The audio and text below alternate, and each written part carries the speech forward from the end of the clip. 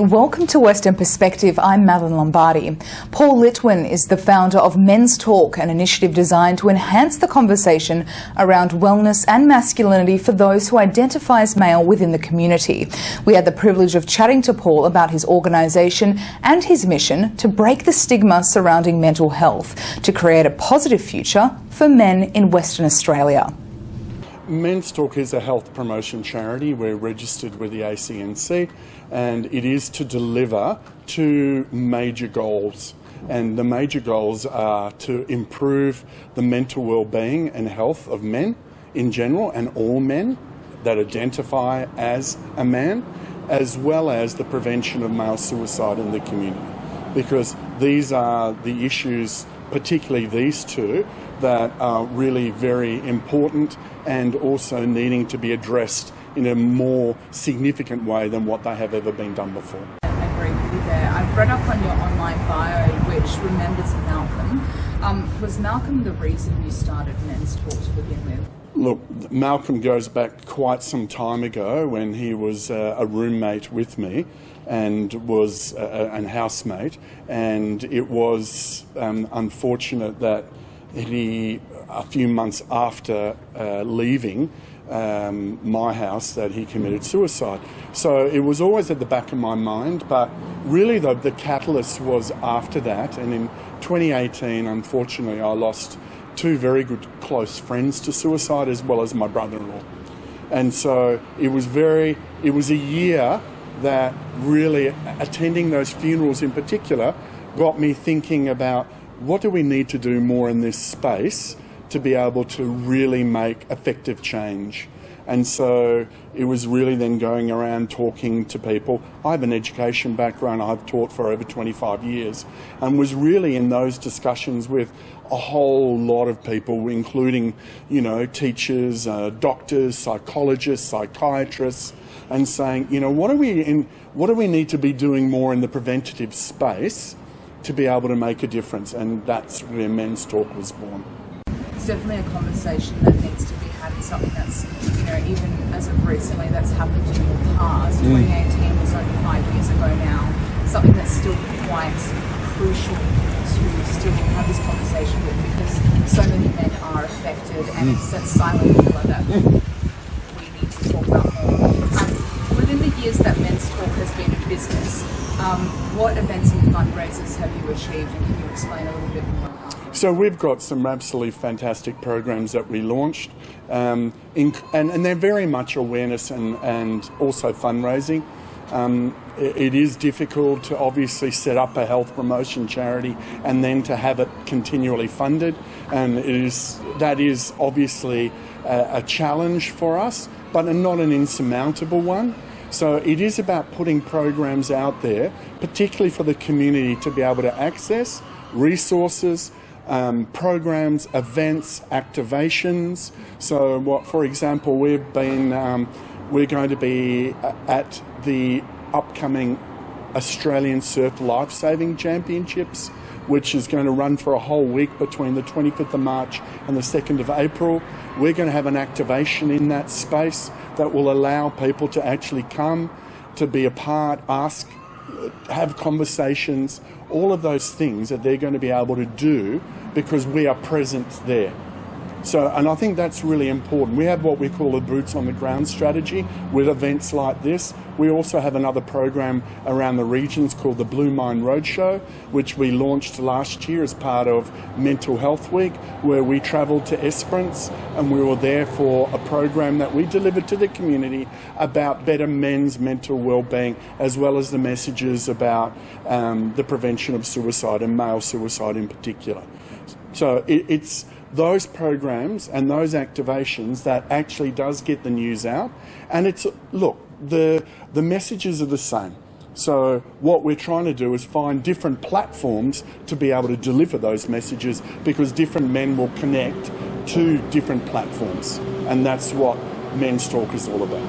Sure. As you were saying just then, pulled out the fact that you've been travelling around WA with this, which is fantastic. You know, you've travelled rurally, you've done stuff within Perth City as well, which is why I want to ask, from the years that you've been running Men's Talk, and we just talked about this with Joe, with what kind of story stuck out with him. Do you have an influential story from someone who's come to a Men's Talk event before and benefited from your programs?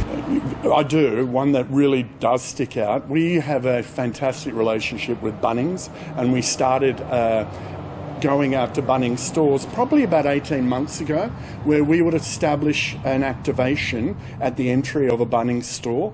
And that would be because a lot of men go to Bunnings and they're obviously shopping, and it becomes the men's hangout, so to speak.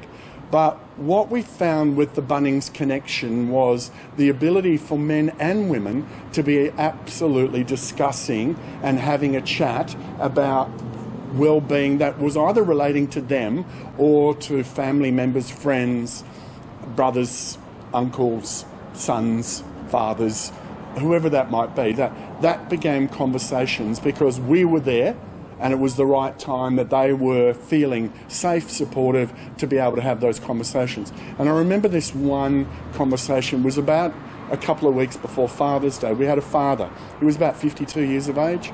He came up to our stand that we had at one of the Balcatta stores, and he was looking at all our resources and information and asking questions, and then he just broke down and cried. And I said, "What's the matter?" And he goes, "My son is 21, he lives in Karratha, he is a FIFO, and he's literally drinking himself to death." And he was really pleading of what he should do because he was at his wit's end. And I said, "Look, what you've got to do is bring your son home, and you need to bring him back into the family environment and seek the support and assistance here in Perth to be able to put your son back on track." I then get an email probably a couple of weeks later, a very grateful email to say, "Thank you for that conversation. My son has left that job now. He is getting the assistance that he's needing here, but we as a family are working together with him to do that." Now, he could have become another statistic, but the fact is that father acted on that to make the change, to bring his son the assistance rather than ignoring it, may have changed his life, but saved his son's life.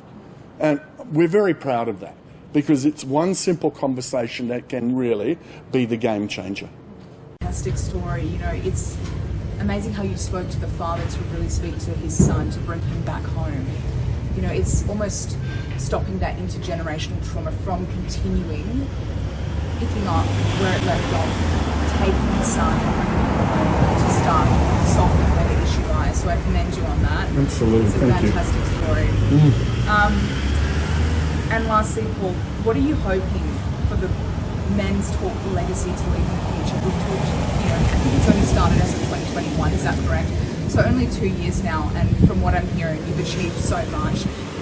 What are we looking forward towards into the future? Look, I want, and as the board does, with the legacy and what we want to achieve with Men's Talk is our programs expanding, having the Blue Mine roadshows not just be roadshows, but actually creating hubs within the regional communities so that those communities then have an action plan within their own communities to actually deal with those issues, particularly for men's well-being, because that is really, really important.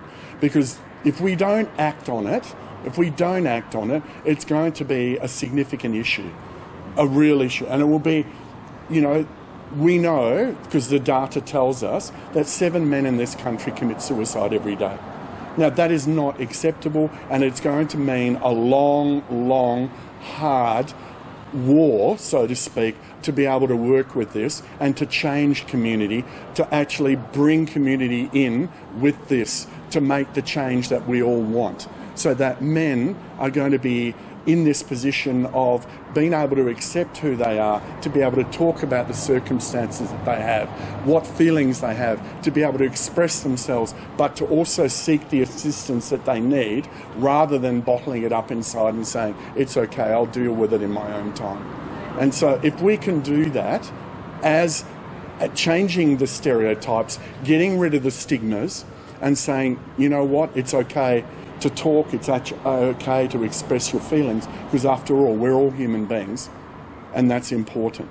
If Men's Talk can be that facilitator and launcher of that, so that we have real change, we see the suicide rate decrease, then we're going to see a much more harmonious community, a much more happier society.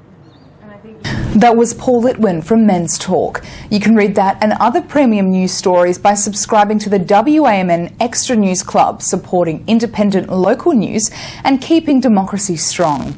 You can join us by clicking on the link in the description below. And now here's Leo Puglisi with what's coming up on 6 News tonight. Thanks, guys. On 6 News, Dominic Perrottet urges voters to keep New South Wales moving forward as the Liberal Party holds their state election campaign launch. Anthony Albanese arrives in the United States to meet with Joe Biden and Rishi Sunak for AUKUS alliance talks. And Independent Senator Lydia Thorpe alleges bullying by members of the Greens before she quit the party. You can watch live on our YouTube channel whenever you want and on demand. Also on our website, 6newsau.com. For now, though, guys, it is back to you. Thanks, Leo. And before we go, a brief weather update. This week's forecast is fairly simple, with a top of 28 degrees from Monday through to Thursday. Overnight temperatures will be within 16 degrees with sunshine throughout the week.